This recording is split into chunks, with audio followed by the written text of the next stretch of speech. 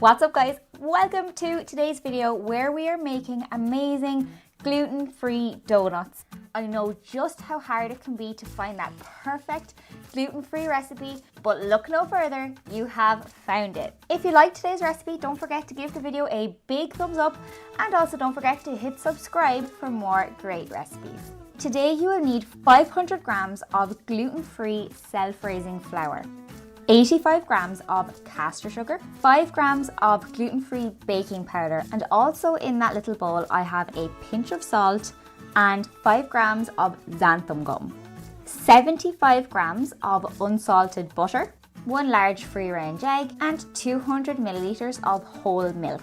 What you can't see here, because between you and me, I forgot to put it in our ingredients list, is a 7-gram packet of instant dry yeast. Today I'm going to be using a mixer to make my donuts. It's not mandatory, but it does make the process a bit easier. It can absolutely be done by hand if you have the time.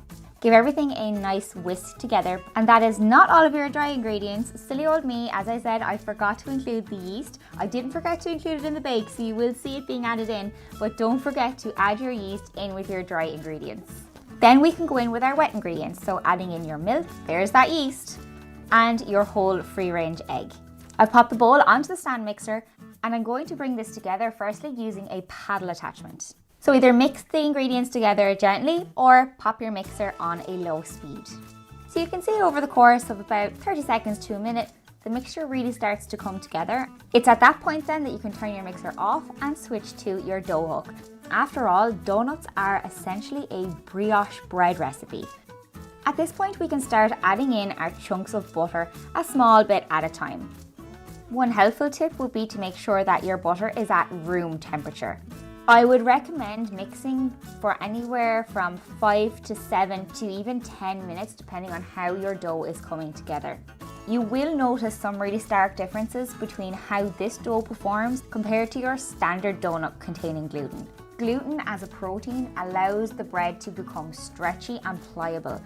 In the absence of that gluten, we rely on our xanthum gum and our egg as our binding agent to make this dough come together into a nice homogeneous ball. And with my hands oiled, I'll take that dough out of the bowl and pop it into a separate pre-oiled container. What you use to prove your donuts is entirely up to you. I like to oil this plastic bowl and then pop it into a cake box because it avoids the need for any plastic wraps and faffing around. It just works really well for me, but do whatever works for you. And you want to leave the dough to rise in a warm place for 1 to 2 hours until it has risen. This recipe may not double in size, but that's okay. You will still get a nice fluffy donut at the end. After those 2 hours, you'll notice that the dough has risen. You can see my hand marks there as I push out the air. All I've done is tip the dough out onto a lightly, and I mean very lightly floured work surface. It's easy to add a lot of flour, but that will really quickly dry out your bake, making it almost inedible and very tough. So be extremely sparing with flouring your work surface. And this is the part where you will need to grab your kitchen scales and weigh out 65 grams of dough per donut. And I'm cutting the dough using a bench scraper. It might be useful to flour that utensil just to make sure that it doesn't stick, because this dough can be quite sticky to work with. Once you have weighed out all your donuts, you should have about 15 balls. Next, we want to shape our portions of dough into a circular round. This is probably the trickiest part of the entire process. This dough, by its nature, is quite sticky and can easily get stuck to your work surface. So there is a bit of a knack to rolling these into the little circular rounds. Make sort of a claw shape with your hand and start rolling that dough between the palm of your hand and the work surface. If I just change the angle of the camera here, you can see what I mean. My hand is almost in a claw shape and I'm working that dough between the heel of my hand and my fingers. Don't worry if you don't get this right the first time. It's absolutely not going to affect the final bake. It can just make them look a little bit more aesthetically pleasing. Once you've rolled out all your portions of dough, we need to let them rest again for between 30 minutes and an hour. They will get slightly more airy, but again, not compared to your standard donut dough. Just leave enough space so that there is some slight room to expand. After your hour is up, you can start to preheat your oil. I am using sunflower oil and I'm heating my fryer to 160 degrees Celsius. not everybody has a fryer, and that's absolutely fine. You can use a candy thermometer to test the temperature of your oil if you just want to use a frying pan. And while my fryer is heating up, I'm going to go ahead and flatten down the top of my donut rounds.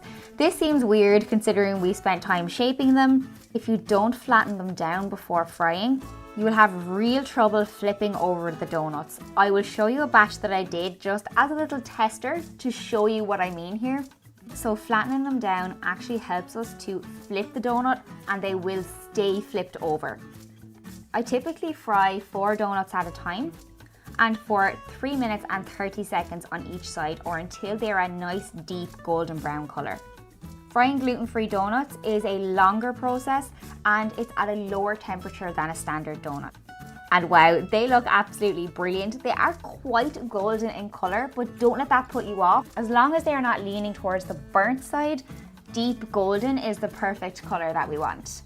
Remove your donuts from the oil very carefully and turn them out onto some paper towel just to soak up any excess oil. I like to cool them on a wire rack. Once they've cooled for about 5 or 10 minutes, you can go ahead and dunk them into your caster sugar. This just finishes them off and makes them look so pretty and delicious. They really are irresistible and the smell is amazing. I love to fill these donuts with jam, with a hazelnut spread filling, have some fun, create something tasty and enjoy what is, in my opinion, the best tasting gluten-free donut. Guys, if you liked today's recipe, don't forget to give this video a big thumbs up.